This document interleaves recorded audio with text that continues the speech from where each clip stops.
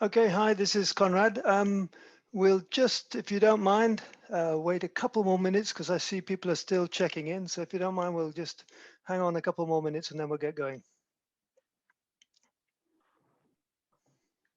So welcome. Welcome to everybody. It's great to see so many of you there, and thanks for setting aside time to join us on this webinar. And let me just start with some quick introductions. I'm Conrad Aveling, and along with my co-host Romain Calaque, who I think most of you know, we work for the Biodiversity for Life Facility, which provides technical support to INPA's F2 unit for environment and sustainable natural resources. And we provide expertise as and when requested by Brussels or delegations, and that can include things like support for elaboration of strategic approaches to conservation. Many of you may be familiar with the larger than series for Africa, Asia, and Latin America, and then support with identification and formulation of projects, and as in the case of today, knowledge sharing and promotion of interesting and relevant conservation initiatives. Now, the subject of this webinar has particular relevance for the moment because the context for developing carbon projects in Africa has suddenly started to shift in the right direction. And this is because the world seems to be finally waking up to the fact that we're about to fall off the edge of the cliff with climate change. And so the business sector is now scrambling to really start taking seriously its responsibility for achieving carbon neutrality. Now, as regards the title of the webinar, the 5 C's and their relevance to the Green Deal, that'll become clear during the course of the presentation, so I won't say any more about that.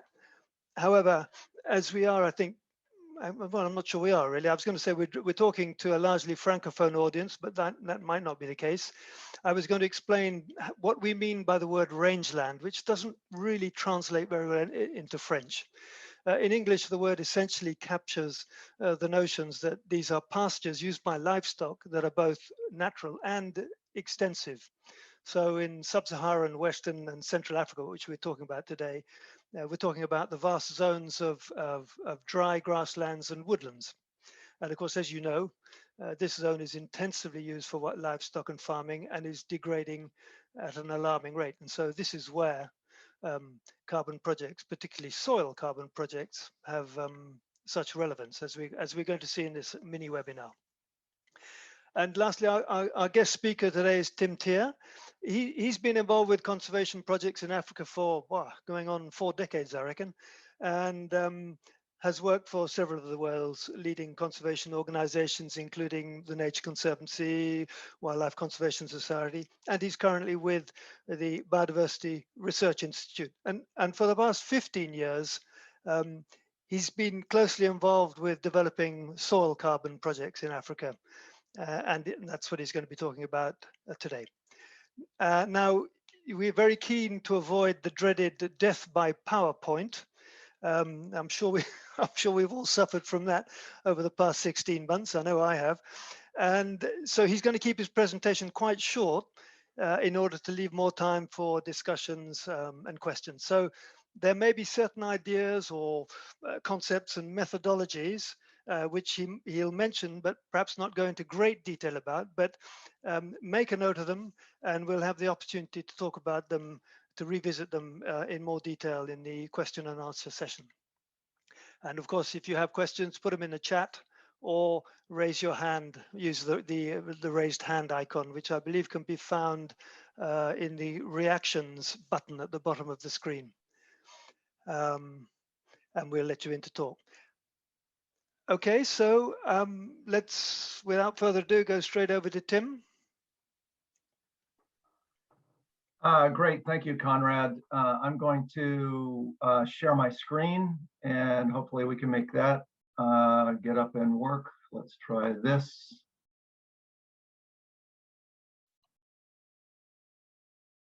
Can you see it now?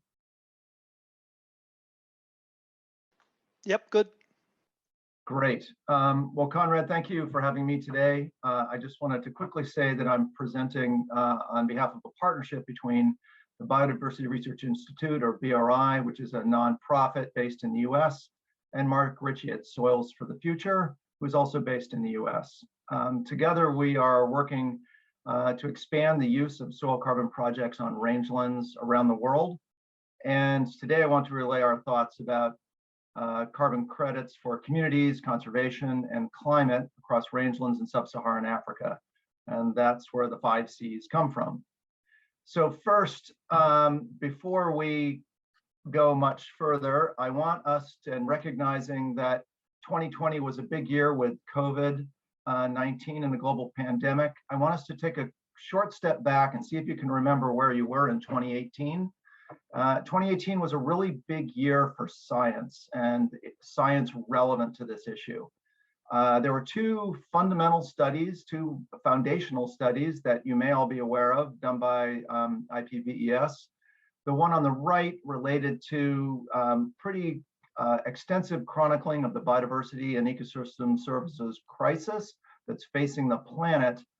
And the second one on the left, which is perhaps a little less known, was their focus on land degradation and restoration, and why this is so important to the climate concerns. And in particular, one of the things that they pointed out was that we all go back and we think about the increase of carbon dioxide since the Industrial Revolution started. And if we think back on what the planet was like at that time, all of the natural lands on the planet were essentially carbon sinks. They were places where carbon dioxide from the atmosphere was captured in the vegetation and in the soil. But during the Industrial Revolution, lots of these lands were converted, and now many of the remaining natural lands on the planet are highly degraded. Approximately 40% of natural lands are degraded based on this study, and many of them have turned into be carbon sources, where they are now emitting carbon rather than playing the role that they need to absorb carbon. And the call was really to do much more land restoration in order to try to reverse this pattern. This whole idea that land degradation and restoration are important to conservation is also captured by the UN's Convention to Combat Desertification, or the UNCCD. And they launched their own effort that basically said, we must reverse this trend, and we must get countries to commit to stopping this in what they have termed the land degradation neutrality, where land degradation is now, it plateaus out and does not get any worse. That whole effort that they launched, they basically made the argument that this is the leverage through land restoration, is the leverage to get to both biodiversity outcomes and sustainable development goals. There are 2 other key components of this that are particularly important. The first one is the focus on sustainable land management practices, or as they refer to here as SLM. And the other thing is that in order to evaluate how much land degradation there is and how to document its improvement, there are 3 variables that they recommend, and one of those 3 is soil carbon. So fast forward to the next year, 2019, and the UN reported that yes, climate change continues to increase, carbon dioxide levels continue to rise no matter what it is that we do. This stimulated a larger discussion about natural climate solutions or nature-based approaches to climate change that essentially said we really need to focus on nature's contributions to the atmosphere and to the climate situation. And this really began to change the way people were thinking about what nature's role is in our climate future. Then, of course, came 2020. And the global pandemic put a lot of things on hold. A critical issue in relationship to the African continent, of course, is that this pretty much canceled all tourism revenue overnight for all countries, which sent many of the protected areas on the continent that are reliant upon tourism income into a bit of a tailspin. And that has resulted in a focus on what else can we do and how can we build more resilient economic systems to support critical conservation areas in Africa. So now I want to focus briefly on Zambia and an example there that I think is exceedingly important for us to be aware of. This is an effort launched by Biocarbon Partners, which are a for-profit forest conservation organization with a mission to try to reverse deforestation. They began a carbon project in 2012 on the lower Zambezi. They launched a RED project, and that became the first RED project in Zambia. By 2015, they were able to have enough profits, enough benefits, that the lower Zambezi National Park became the first national park to go carbon neutral in its operations. They later launched their second project in the Luanga Community Forest Project, and it now became the largest RED project in Africa. And if we want to discuss the definitions of RED, for those that don't know what they are, we can talk about that at the end of this presentation. But a critical component here is by 2019, 2 years ago, just before the pandemic, nearly 250,000 people were benefiting from these carbon projects. So when the pandemic hit and the tourism revenues collapsed, at that time, the BCP was able to make direct and very transformational payments to 12 communities in this community forest project that totaled $4.3 million. That would have outstripped the tourism revenue had there been any, but it illustrates the critical value of this as an alternative source of relatively new revenue that people should be considering. So this is a critically important pilot project that is a proof of concept that carbon projects really can work in Africa and can really provide direct benefits to people. So now let's go to post-2020. And as we've come out of that challenging year, the first thing that we noticed was that the UN launched its decade of ecological restoration. And this is no surprise, given that it was really a direct result of those IPBES reports and the recognition that we have to do an awful lot more to work on ecological restoration, not only for the health of the ecosystems, but also because of their relationship to climate. In addition, the continued increase in emissions globally have led many companies to start to set their net zero targets or their carbon neutrality goals. And those are particularly important for two reasons. First of all, it really demonstrates that the for-profit world is taking this seriously. And the second thing is that they're becoming more open and transparent in what they're proposing to do. Similarly, as they step through their own efforts to try to figure out how will they get to a carbon neutral future, they're recognizing that many of these companies cannot actually get there without some kind of carbon offset.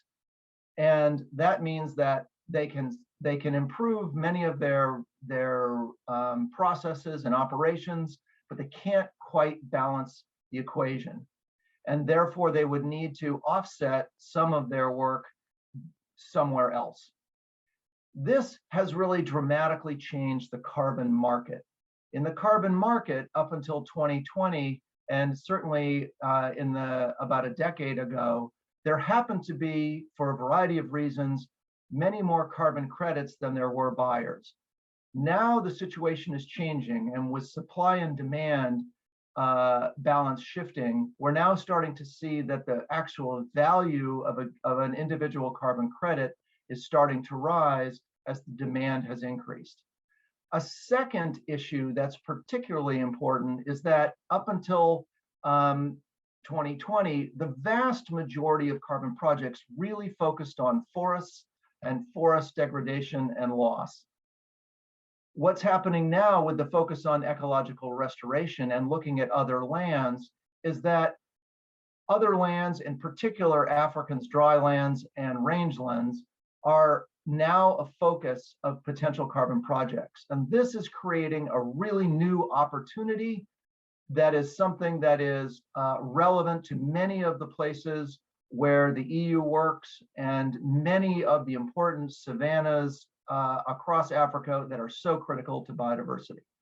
So the rest of this presentation is going to talk a little bit about that opportunity and how we got here.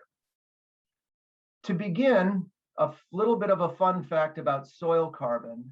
There are 3 to 4 times as much carbon in the top meter of soil in the planet than there are in all of the atmosphere of the world. And that carbon and the exchange of that carbon between the air and the soil is primarily mitigated by plants and their photosynthesis, which leads us to the issue of land degradation and restoration.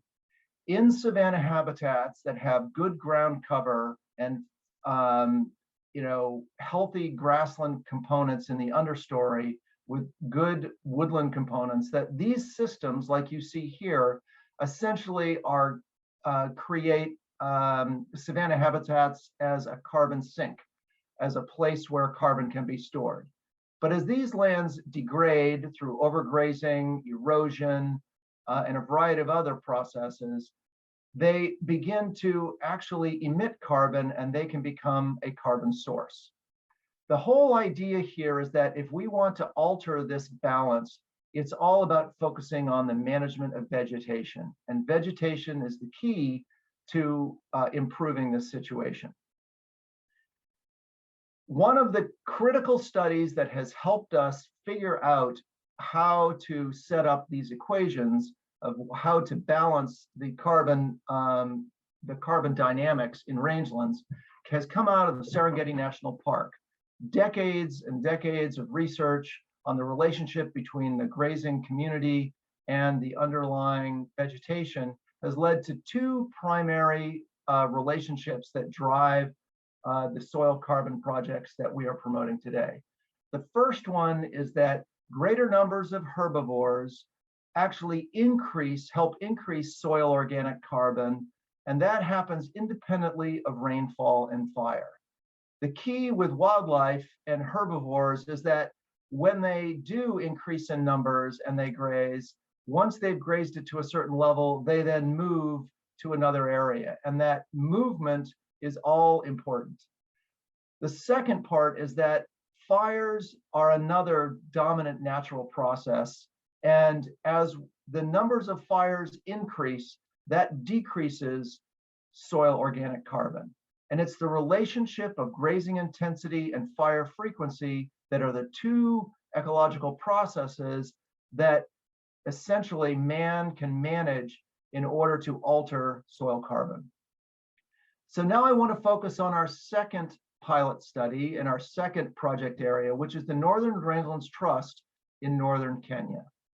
There in the early 2000s, they understood that they were suffering from degrading rangeland quality. And essentially, that was a problem to both the protection of wildlife as well as to their livestock. In the Northern Rangelands Trust conservancies, of which there are now over 20, they realized that they needed to alter the way they manage their livestock. And they began to develop livestock grazing plans that essentially helped improve the way livestock was managed across not just single conservancies, but multiple conservancies together. Essentially, the problem they were trying to solve is on the right, they were, up until the early 2000s, livestock essentially were not managed very carefully. And they tended to graze in what is called continuous unplanned grazing, where livestock wandered around the rangelands at all times of the year and essentially grazed on grasses and never allowed them to go to seed. And as a result, grassland cover tended to decrease over time. On the left, the shift to planned rotational grazing means that vegetation is allowed to recover, and this allows a deeper organic layer to form, which is where more soil carbon is found. And essentially, this is what the change in grazing management is required in order to increase soil carbon. So the question is, can you do it enough to create value in that carbon? Here you see satellite imagery that's been converted to productive versus non-productive grazing lands. The green are the productive grazing lands and the pink or red are the non-productive lands. Before the project started, the majority of these conservancies tended to be degrading in quality. Through the altering of grazing management by 2014, you can see a dramatic change in the amount of lands that are productive. Fast forward to this year, for the first time, Northern Rangelands Trust is now capable of selling, and they have available for sale, over 2 million credits, soil carbon credits that have been developed through a carbon project. And these are now on tap to provide much needed alternative source of revenue, given that the tourism income in this area has declined completely. So from the Northern Rangelands Trust perspective, they have made it very clear why they think this is transformational. And that's because for the first time, they really are significantly integrating livestock and wildlife in their same economy. So now I want to look very quickly at an example from Central Africa or Western Africa that is closer to home for many of you. This is a map of MODIS imagery of the Nicolo Kobo National Park in Senegal. What you see in the middle is a lot of red, and that red identifies areas that are burning between 9 and 10 times. They're burning basically 9 or 10 years out of 10 years. Similarly, you can see areas that are white and blue. Those are areas that are either not burning or burned only once in the last decade. These areas that you see in the white and blue inside the park are areas that have been overgrazed because there isn't enough of an understory to maintain fire. And the areas outside the park have been heavily overgrazed, which is why there's no fire occurring there. When you transition this to a soil carbon model, there are a couple key things that we have found. Through the models that we have developed, and again, I emphasize these are just initial baseline estimates and have not been ground truth. If you were able to convert the lands inside the park from burning on average 7 and 10 times, 7 years in every 10, to reduce it and cut that in half, that through various carbon calculations that include an average reduced emissions of about 4 tons per hectare per year of carbon equivalents, at the current market rate of $5 a ton, that could result in approximately $11 million in revenue. Similarly, outside the park, if you were to launch a grazing management project with slightly lower returns on the carbon accrual in the soils, that could roughly generate approximately over $3 million a year. I really want to note that these are gross estimates. They have not been ground truth, and they do not include the cost of establishing a carbon project.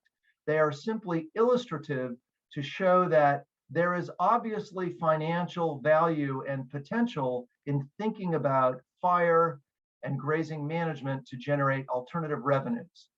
So the question is, how would you do this? Back to the Biocarbon Partners project in Zambia, they've laid out a 5-step process that's very clear. But most importantly here, I want to highlight 3 things. First, that you've got to engage local communities to identify where you will generate long-term binding agreements that then lead you to, once identifying the particular carbon standard that you will use. Once you've done that, you establish your project, identify the carbon that you've accrued, and then you must work with someone, in this case, it was Biocarbon Partners, to sell that carbon on the carbon market. And finally, that sends revenue back home for communities and the other organizations that are involved in the program. So I guess why soil carbon and why now? Well, as we all know, in the last week, it's very clear the carbon emissions, CO2 emissions have continued to increase relatively unabated since 1960. That's created a greater global imperative. That has led to this increased interest in carbon offsets due to the net zero targets. Similarly, because of the supply and demand that this has created, the actual value of carbon credits are increasing. And I will point out also that with the two types of carbon credits that are essentially available, either avoided loss or avoided emissions, or sequestering carbon in something, investors are starting to look more carefully at carbon sequestration, of which soil carbon is clearly a carbon sequestration project.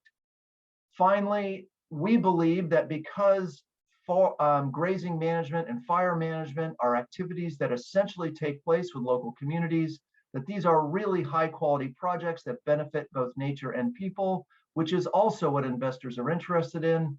And finally, something that we are looking at much more carefully now, both with the biocarbon partners and in other places, is can we actually add in soil carbon to existing forest carbon projects to see if we can increase the land management value by combining multiple carbon pools.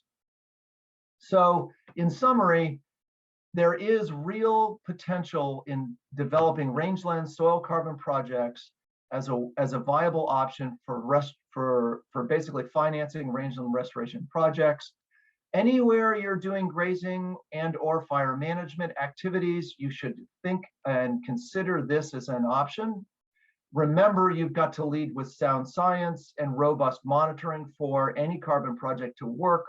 I highly recommend that carbon financing and carbon projects are not easy and simple, so you really do need to involve carbon market expertise within your team.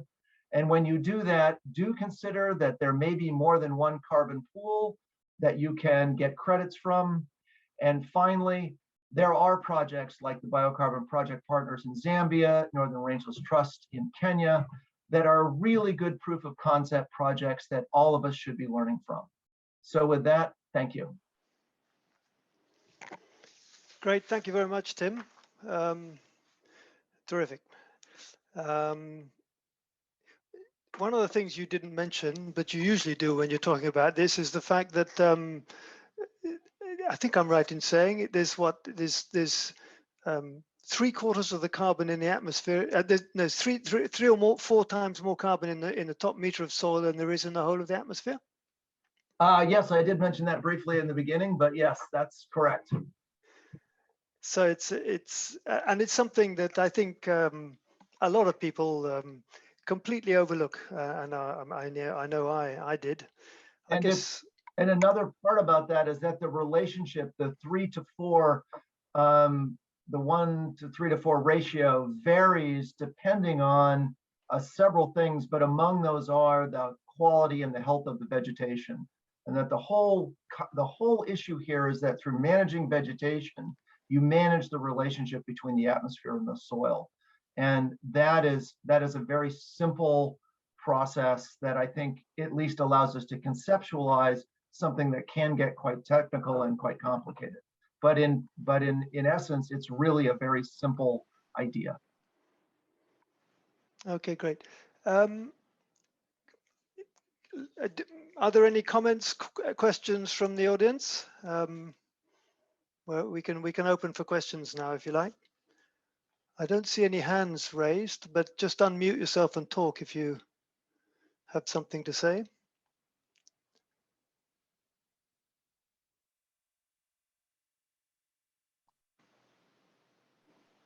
Conrad, can I make a question? Go ahead, Carlo. Yeah. Maybe Philippe. Okay. No, go on, Carlo. Thank you. We are working on these elements on Congo, and one of the, we can say, main subject is that when we work on the credit carbon, then the amount of money seems to go to the authority in charge of protected area. So in this case, we have to negotiate to find, to not just to have the money, but to put the money on conservation. So I'm not against the proposal, of course, but there is some political institutional elements that we have to add from when we work on carbon credit. Thank you. Yes, Carla, I think that's exceedingly important, and I think that that's one of the challenges that that's important to address up front. One of the interesting issues in terms of the development of carbon projects in other countries is that for many countries that have forest carbon projects, some of the governments have really focused in on those values and those credits, and it has created this difference between what are called jurisdictional credits counted at the national level versus project credits at a project level. And this is a dialogue that's continuing to go on in many countries around the world. One of the issues with soil carbon credits is that at the moment, this has not really been in the forefront of most national governments' thinking. And it tends to fall in a different category at the moment where payments are being made to do the work of fire management and of livestock grazing management, that those in turn put the carbon into the soil. And so the concept has been more focused on the payments for the activities and the work than the ownership of the credits. And this is something that I'm sure will continue to play out over time, but at the moment that has not been a barrier in northern Kenya, and we anticipate that it won't be as much as a barrier in other countries. Thanks, Tim. I see there's 3 hands raised, and I think Philippe got his hand up first, so we go ahead, Philippe. No, I thought it was Matthias, but it's okay. Oh, sorry, Matthias. You know, I'm always happy to give preference to Philippe. So Philippe, go ahead, and then I come. Okay, no, thank you, Tim, for the very interesting presentation. Indeed, that's a very long debate. To complement Carlo, indeed, it works, I think, quite well in NRT also because the governance model is quite strong there with empowerment of the communities in the conservancies. So there is really this problem of benefit sharing that is very clear. In other cases, we have seen in DRC, indeed, that on the Maindombe, it was a RED program. It was not exactly the same one, but that on the big area of 120,000 square kilometers, so 4 times my big country of Belgium, there was 3% of the territory that was taking 60% of the credits, just because also the main implementing agency was also linked to this conservation concession, and then they played a little bit with the figures. So the point is that we need the monitoring is quite extremely important. The question of the fires, indeed, as you mentioned in your comments, the fact that the fires will not occur when the land is completely degraded, and we have seen that, and from remote sensing at the GRC, and I see many colleagues ex-colleagues from the GRC, that around the Parc W in West Africa, you can really follow the degradation of the vegetation by the decrease of the fire, because around the park now it's purely crops. You have cropland everywhere, and so there is no fire anymore. So you need some fuel, of course.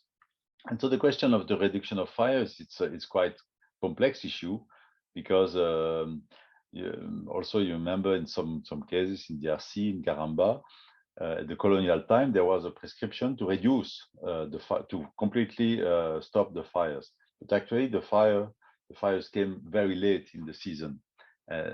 So the policy of the fire management is quite good, but in Australia they have excellent practices. So I would like just to stop here, but thank you for this mechanism. No, just a point also, because we are sometimes very criticized also by some NGOs because they say, okay, that's the carbon credit is part of the greenwashing of many private companies, oil companies, and indeed we should also look at the origin of the payment. And of course, we need to continue to push for the reduction of emissions in developed countries. But clearly, this is a real opportunity for funding to long-term huge areas of in the savanna ecosystems, and it was neglected in the past. Thank you, Tim. So it's more comments than questions. But I'm sure that Thomas, Matthias, and Arwin have real questions.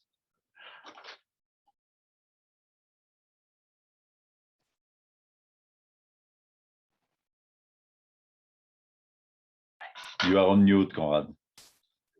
Oh, okay. But vas-y, Matthias. Like I mean, for all of you, you see now the opposite.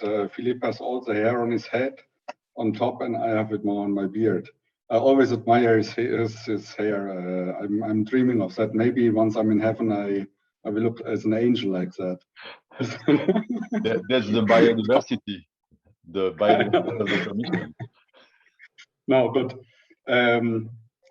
no, thanks a lot for your presentation. And we are, of course, well aware of, I'm from the EU delegation to Zambia. And Cristina Soriani, my colleague, is also in the meeting. So we are very well aware of BCP, of its approach. We talked to Hassan, the CEO, and actually we were supposed to be in the field this week and last week to visit exactly this project in South Luangwa National Park, or around that in the GMA. Since 1st of September or 1st of June, or even earlier, COVID, we entered into third wave, so no missions anymore. So we still have to do that, and hopefully we can do it in the second semester then, after the summer break. So we are well aware of the opportunities, and I think it's really, really important, to find alternatives. And you're right to say there's a lot of carbon in the vegetation in Miombo woodlands, but also in the soil. And we are in competition, of course. We are in competition, and with in South Luangwa National Park, for example, there is a mining interest. China wants to do copper mining. Quite interesting, by the way. I'm not supporting it, but this brings us to the whole conflict of Green Deal, digital agenda, and we need copper for that. So where does it come from? And another park in Zambia, also in the middle of Miombo woodlands, recent reports in around Kasanka National Park game management areas, where again we have a Tanzanian oil company which goes into logging and cuts down the forest and the Miombo woodlands, and I guess they do some agriculture. We are still looking into that. So there's a lot of concern because we compete with transforming woodlands into mining, into agriculture land, into whatever. And of course, carbon credits, carbon offsetting could be at least a temporary solution. I said temporarily, because we have to also realize we have to find more sustainable solutions, because in the long term, if the world turns green and if the industry is a transformation, is really carbon neutral, you won't have any credits anymore. It will be finished. So this is an approach which works for the next 15, 20, maybe 25 years. For Europe, maybe shorter for European companies, because private sector turns so fast. I'm not talking of oil, but even oil. Look at the Shell judgment in the Netherlands. Yeah, or in the US with Chevron and Exxon, the change of the board, where you have suddenly, I wouldn't say green activists, but there's a lot of change. So we have to see for how many years can we do that. Of course, now there's a complete hike in the prices, less and less credits, but it's definitely an avenue worth to go for the time being. And also, we have to see what comes out of Copenhagen, not Copenhagen, that was 15, out of Glasgow, of course, in terms of REDD+. And at the moment we talk about voluntary market And I guess we want to look also in the more regulated market. And there also comment on, I don't know from which country it came, but we have also concerns here in Zambia in terms of monopolizing carbon markets by government. Yeah, because like with hunting licenses, like who owns a tree, land ownership, land tenure, there's an increasing interest that people in government, and can be individuals, they realize, there is money to be made. Shall we not kind of have an authority on that, which is of course against the whole market instrument and the whole instrument how it's supposed to work. So we're in the middle of a very, very complex issue, competition, governance issues. You can do a lot of mistakes, and it's definitely worthwhile to invest in it, but it's not an easy area. And we are about to engage. For example, we want to even work from the EU side with biocarbon partners. We have under the Sierra Global Climate Change Alliance, we got €4 million for a project, Zambia for agriculture, for Zambia for agroforestry, biodiversity and climate. So that's a little bit the nexus thinking, and we want to target this area, Lower Zambezi, who knows the area, towards Luangwa Valley to work more intensively on that. Over to you. So a lot to share, a lot to share also in the future. Thank you, Matthias. I'll let the next one in, who is Alwyn Jones from JRC. Yeah, thanks very much. Maybe first of all, thanks to Steve Pidell for flagging this and bringing me in. So I'm working actually in the soil team of the JRC actually. So it's very, very interesting, very relevant. So just a couple of questions really. I mean, to have stabilized carbon stocks in the soil, you need quite a significant time. I mean, are these carbon storage schemes viable over the medium term? Is there support for at least 10 years or longer of implementation?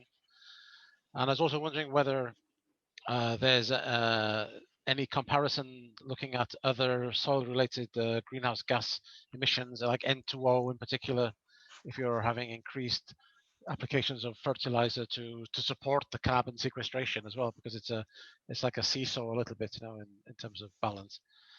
And then just a couple of observations really.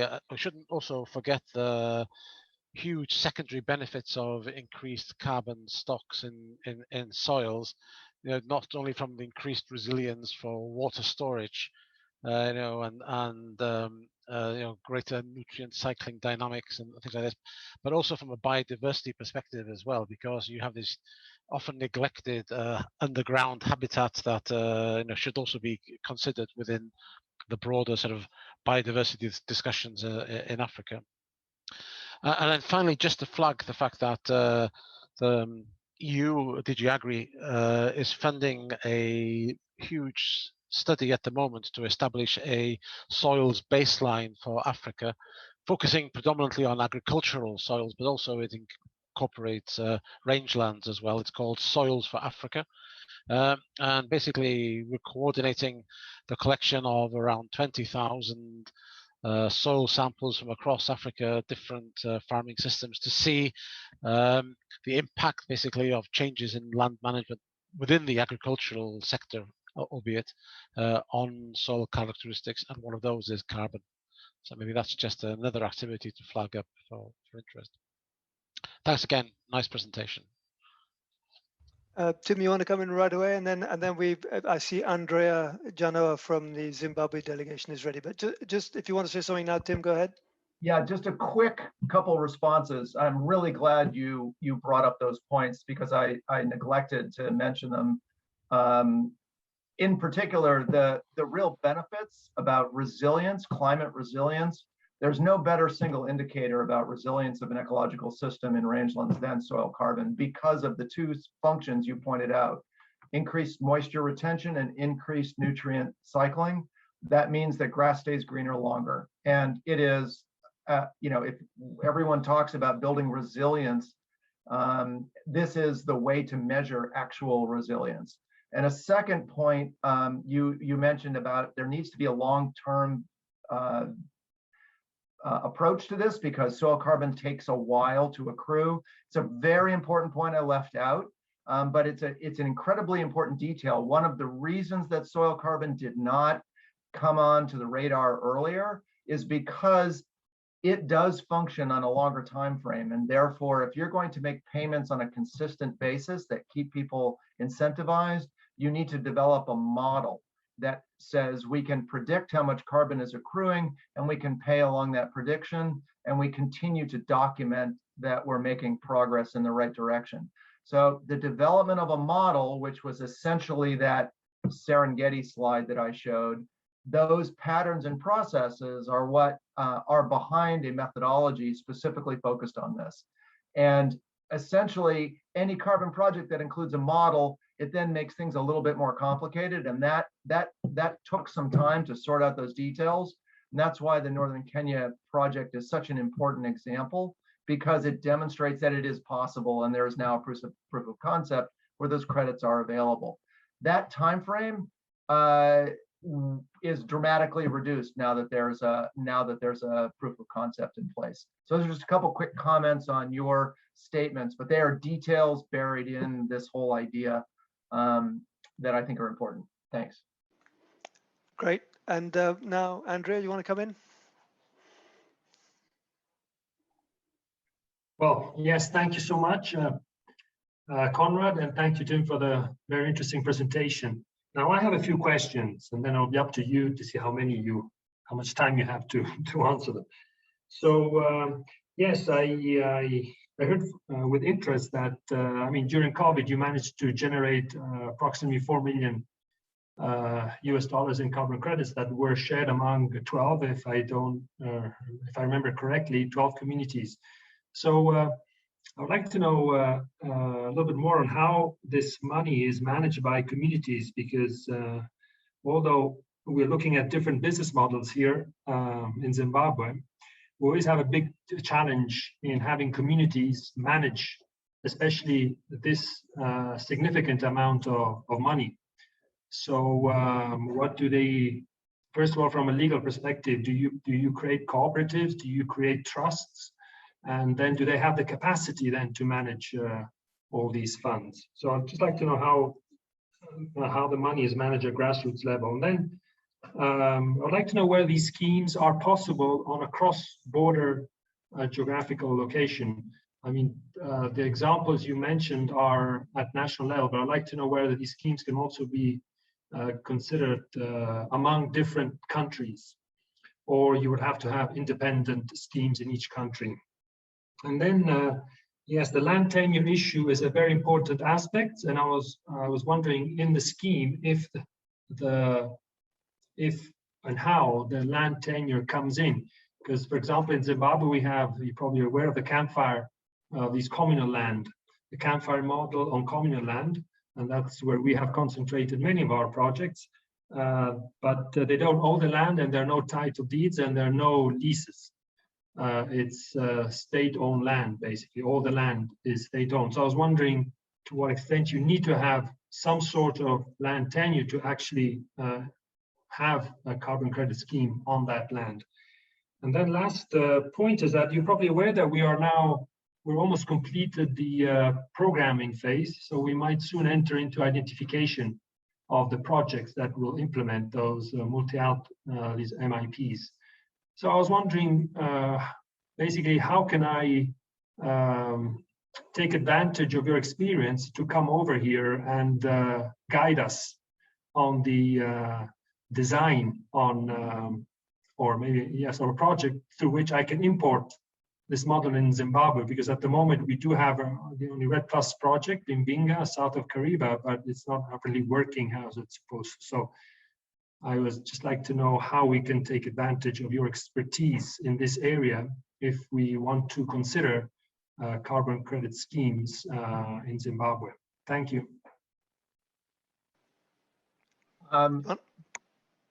Great. Let me see if I can quickly give you some very quick answers to those questions. The first one related to financial distribution and compensation schemes. This is in all honesty, I don't have the specifics of what Biocarbon Partners does, but I'm sure that Hassan Sakadina, who is the CEO there, would be very happy to discuss that with you in greater detail. What I do know is that they work through the chiefdoms, and it's through the chiefdoms that they have come up with this equitable distribution program. Similarly, in Northern Rangelands Trust, they have a distribution system with amongst each of the conservancies, and what they do there is each of the conservancies has their own governance systems, and then they work independently and differently in each conservancy and how they distribute their money. So it's more complicated in Northern, I don't know if it's more complicated, but in each case, it's highly dependent upon the local social systems and what has been agreed upon upfront prior to the generation of any revenue. So it's you bring up a really important point, and it's something that has to be addressed. But I do think there are good examples to build from in any given place, and the solutions come through dialogue and agreement. That's one point. Your second question, now I'm forgetting what it was. It was cross-border stuff. Oh, cross-border, yeah. So cross-border in anything, whether it's conservation or economic development, these are always more complicated. But there is a way to figure this out from a carbon accrediting perspective, which is that you have to account for where these credits come from, and they can be partitioned based on land area. So in our minds, it's a relatively simple, even though it's not quite that simple, but conceptually simple, is that you carve out how much carbon has been accrued on any given stretch of land, and then that's the payment that would go to that land. So you can manage it collectively, but divide revenues. You have that as a choice, or you decide, no, we won't do that. We're just going to equally divide it, or I mean, these are decisions that can be made by who the stakeholders are as the carbon project. We believe it makes more sense to divide it through areas and through the particular carbon pools that you're getting paid for, because that's essentially how the revenue is generated. So that's a quick answer to that. And there was a third point, I missed that one too. Land tenure issues, and the other one was how well, land tenure issues first. Yeah, I mean, it is important to address land tenure issues, and they are very different in every country, and and everyone is right to call that out. And essentially, it should be one of the first steps, is trying to figure out what is possible, because you don't want to launch a project like this without being pretty sure that it's going to work. But I will say, in northern Kenya, and this is important, they started their carbon project before conservancies actually had legal status or land tenure. It took them a while to get it organized, but now the government does recognize community conservancies, and it has basically evolved over time. So not every place starts up having all the answers tied up in a bow to begin with, but it's pursuit in the right direction that essentially you want to, all of us would like to see better local governance. How is that going to happen? And in some ways, the incentives that a carbon project provides about the potential for more revenue can help move those dialogues along that may have stagnated in years past. And the last question was about how can you help him plan a. Well, I think one of the issues is, in some places, for example, with Biocarbon Partners, we're talking about doing basically a remote feasibility study first, just to say, look at it more deeply and try to get a sense of what does this really mean? Do we feel like the numbers are there to make something happen? That we ground truth those ideas with folks in the field and in the country to then say, okay, yes, we feel very comfortable about this. The second issue that's particularly important is that, and this is related to the comment earlier about alternative revenue, alternative values of land for either mining or agriculture. We believe it's particularly important to try to have more than one carbon pool per carbon project if you can. Now, this has not been done previously. It's always focused on a single carbon pool. So we are trying to develop methodologies and advance the thinking so that you can actually increase the amount of revenue from sound land management. But that's also a work in progress. So yes, it's possible. I would probably recommend some kind of feasibility study first that could help identify what a solid field program would look like. Yes, on this question of multiple carbon pools, the project, the BCP program in Zambia, I mean, basically they've been earning money for credits for avoided emissions, but actually they could have been earning double that if they had a methodology for the carbon that they're capturing. And so that's what you're talking about, having a methodology which covers multiple pools. Yes, exactly. They are getting avoided loss credits. Basically, they're not allowing the Miombo woodland to be chewed up and put into agriculture. And they're being paid because the rate of forest loss in Zambia has been estimated, and they get paid so that that doesn't happen. But at the same time, they have been starting to manage fire and wildlife, and they are seeing a response in the vegetation. And that response is actually a combination of woody carbon above ground as well as in the soils. And those are not factored into their program at the moment, and we believe they could be. So we have come to the end of the hour that we originally planned. There is one last question from Arthur Chinsman from the Conservation Trust in Sierra Leone. He says they're planning a feasibility study for carbon credits from the mangrove forest in Sierra Leone, and he asks what crucial component could you advise we pay close attention to? Mangroves are again another interesting new carbon pool that people are paying a lot of attention to. I would encourage them to think about whether changes in carbon in the soil as well as in the vegetation is being considered in their project. Essentially, soil usually gets left out.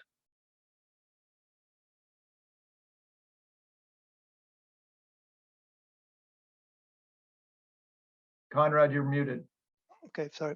There's another question from Neil Marriott, who represents Carbon Plus Capital, which has been working on development of land use-based greenhouse gas emissions reduction projects, mainly in Nigeria. And he's including with African nature investors on a project that includes both forest and rangeland carbon pools. Can a project include 2 carbon pools, or must each carbon pool be treated as a separate project? Well, I think we've actually just answered that. I would just say it's a work in progress. We believe it can be, but there may be important alterations in methodologies to make that possible.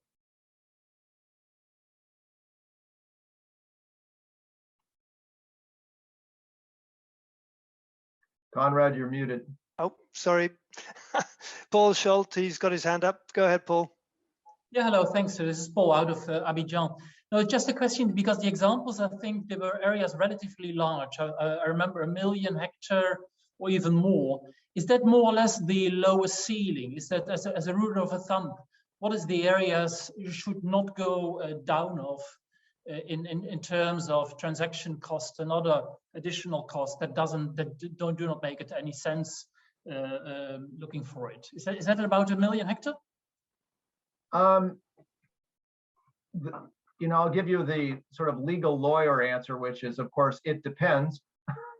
But in general, the larger the project, the better, because especially with soil carbon, there tends to be lower values of carbon per unit area than in, for example, tropical rainforests, which can be smaller projects and have higher carbon accounting. But it kind of depends on the system and the place. In some places, it's just not feasible or possible to do large projects, and then you just have to essentially look at it and do a feasibility study and check the numbers. You know, it depends on how much it costs to set the project up and what kind of revenues will be generated.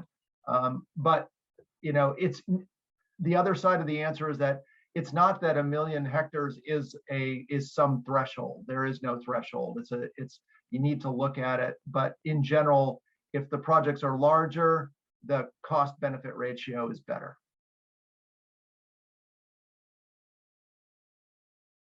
Okay, great. I just checking to see if there are any. I think there's no more questions, and we have reached the end of the sort of allotted time. So if you're okay with it, I think we'll probably bring the meeting to an end. And just to thank you all very much for taking the time to participate, because I know it's a very busy time of the year for everybody. And just to say that, you know, if you have other questions or you want to do some follow-up with us, don't hesitate to contact either me or Romain Calaque at the B4Life Facility or directly to Tim. So there we go. Thanks for your participation, and good afternoon to you all. Thank you very much, Tim. Yeah, thank you all very much. I really appreciate all your time. Thank you very much, Tim. Bye-bye. Thank you, Tim. Thank you, Conrad.